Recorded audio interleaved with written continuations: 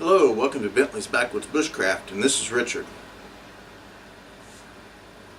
So this episode's topic is going to be a mixture between two of my three top favorite things. So my three top favorite things are my outdoor survival, my paganism, and my martial arts. As far as material things to do and to study and to train, those are my three favorite things. Now, as everybody knows, we do not have internet here at the house, and we haven't for months, which that may change soon, so we'll see. But I have very limited time on the internet, and when I do have the time, I pretty much restrict my YouTube watching to those three topics: either something to do with outdoor survival, something to do with paganism, or something to do with the martial arts that I enjoy. So while watching some videos a few days back, and I was mainly doing paganism and martial arts were the two general ones that I've been dealing with for the last couple months of what I've been most interested in. I found a common thread that I decided I wanted to talk about. So this episode will involve the idea of self-ranking or self-dawning in the martial arts. In other words, promoting yourself in martial arts through belt systems, giving yourself a higher rank in martial arts, and self-initiation in paganism or Wicca, or in general I use the term paganism to pretty much mean all of it. So self-ranking in martial arts and self-initiations in paganism. So we're going to discuss that here real quick. So promoting yourself without an external organization or instructor promoting you. Now, you may think, okay, well, you can't do that. And generally, if that's your idea and your position, you probably fall in with most everybody who thinks that. My problem with that is that generally the people who believe that don't really know any other way of doing it. If you say, well, you have to be promoted by a legitimate higher ranked person than you, I can see that, but why?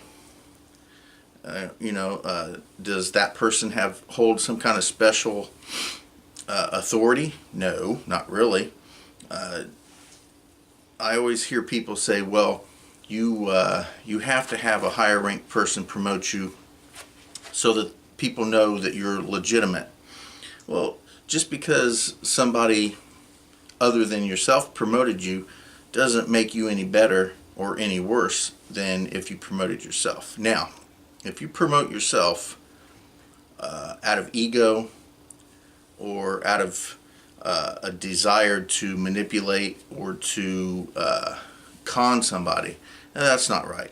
But if you legitimately do not have anybody that can or will promote you, and you feel legitimately like you have the skills of a higher rank, I don't see anything wrong with it as long as you can execute those skills. Belts really don't mean anything to me. They really don't mean anything to me. If I'm going to want to learn from somebody, I don't care what color belt they wear, I'm going to watch them. If I say, oh hey, that person has the skill and the ability, I could learn from them, then that's all I need. I don't need to see a black belt with 5, 6, 7, 8 or more stripes on it to encourage me to train with somebody. I could see somebody wearing a white belt and they have a skill that I find I want and that they're really good at, yeah, I'm going to learn from them just as easily as I'm going to learn from somebody else. Now, there are people who promote themselves ridiculously, and I recently had done a video about that. Those people are useless. But I also know that there are plenty of people out there who promoted themselves that are very well skilled. Now, people argue that you can't self-dawn yourself, or you can't self-rank yourself. And my argument to that is, well, how did the first person do it then? If the very first person that started belt systems or ranks or whatever, if that very first person didn't don themselves, then how did they get it? They had to have donned themselves. And if they're good enough to do it, why isn't everybody else? Somebody who started their own martial arts system, legitimately starts their own martial arts system, and they begin to promote within that system. If you start your own martial arts system, technically you're soke, you're 10th dan in that system.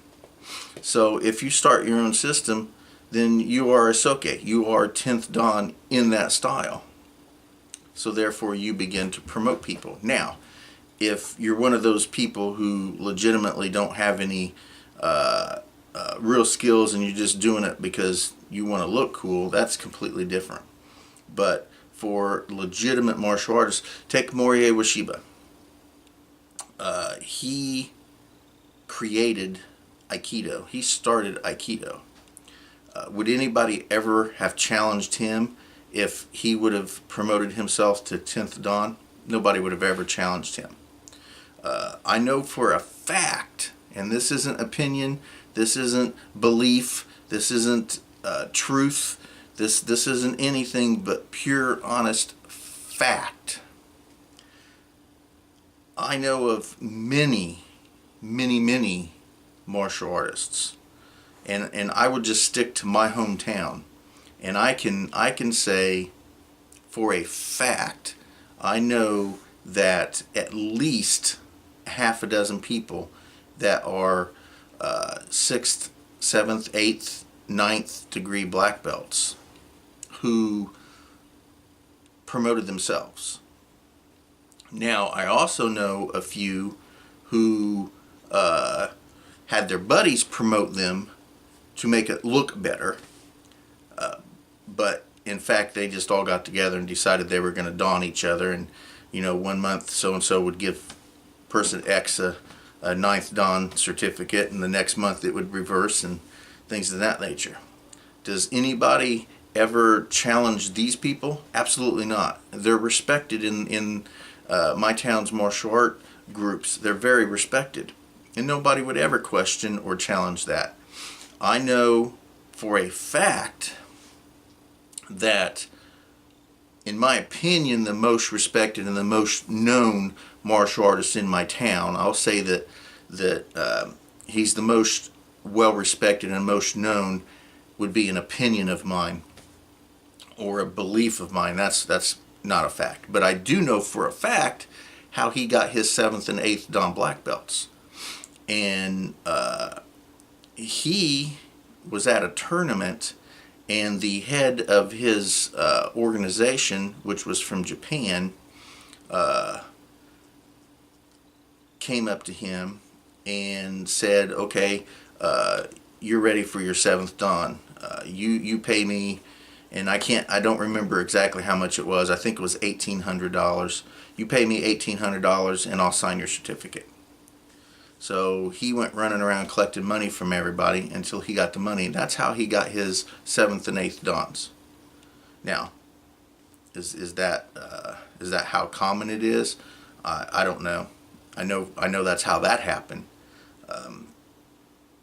And at that level, I mean, what else are you really at that level, the only thing you're doing to gain rank is in service, time in service for your art, that sort of thing. Fumio Demura, a very well respected and excellent karateka from the 80s promoted himself to Fifth Dan. Was there any kind of backlash and hoopla about that? Absolutely not. Absolutely not. There wasn't, because people respect him. People feel comfortable learning from him, and they're like, okay, he's Fifth Dan, and that's that. But I've also seen other people who promote themselves, and a shitstorm hits. And of course, these are people that are not as well respected. Maybe or maybe not just as skilled, but they're not as known or well respected in their community. So, they promote themselves from, one belt to another belt. Promote yourself to a brown belt in Brazilian Jiu-Jitsu, and boom, you're fired, you're out of there. Does he have the skill or the ability? I don't really know, because I don't know the guy. But he may. Yeah, it didn't matter. He promoted himself to brown belt, and boom, he's gone. Belts are ego. Belts are ego. And people who control the belts, all they want to do is control everybody and their egos. That's it. If I want to walk around and tell people, right now I'm a third degree black belt in Kijitsuku Kai Aikido. It's legitimate. I only say legitimate by saying that my instructor signed those certificates himself. I didn't self-don myself. But I've been a third degree black belt for 5 years now. He and I do not have a real good relationship, and I don't really see the man anymore. I believe he's still in town, but I don't know. And there's nobody else that can promote me any higher. So if I want to be a fourth dan black belt in Aikido, what am I going to do? People like this, what am I going to do? I don't have any way of being promoted. The only way I'm going to be fourth dan is if my instructor decides one day he'll promote me to fourth dan, which, why is it him promoting me to fourth dan better than if I just say I'm fourth dan? What's the difference there? Honestly, what's the difference? I don't know. All right, so now let's discuss self-initiation into paganism. Just with the martial arts, the same with the martial arts and belt systems. You're going to find most people look down at doing anything yourself. You would think that pagan groups wouldn't have such an issue about that sort of thing, but some do. Now, as with the martial arts, if you're part of a specific organization, and that organization has rules and regulations as far as ranking, and you voluntarily join that organization, then fine. I can see that, whether it's martial arts or whether it's a pagan group or not, either one. If you voluntarily say, okay, I'm going to join this coven, and this coven has a particular standard, and part of their standard says only person X and person Y are allowed to promote you to, first degree, second degree, or third degree, then if you accept that, then fine. That's fine. But that's where it ends. If you choose not to involve yourself in a particular organization, or you choose to initiate yourself outside of that organization, then there's, in my opinion, nothing wrong with it. I began my path in the mid-90s, probably around 96, I think, is when I started. Maybe 95, but I think it was closer to 96. I self-initiated myself into paganism in 1997. I did that for many reasons. One, because it's a very personal thing, and I I don't need anybody else's permission or anybody else's words or blessings for me to do that. I just don't. But I wasn't part of a group. I wasn't part of a, like the Alexandrians or the Gardarians, they have very specific rules and regulations when it comes to that. If you're not initiated by someone else inside an Alexandrian coven, for example, then you're not initiated into that group. You can't do it yourself. You have to go to a priest or a priestess to have that done. Now, my problem with that, excuse me, my problem with that goes back to the original argument that I have, is that if you can't do it yourself, then how did the first person do it? And if that first person has the ability to do it, then why can't I? Or why can't somebody else?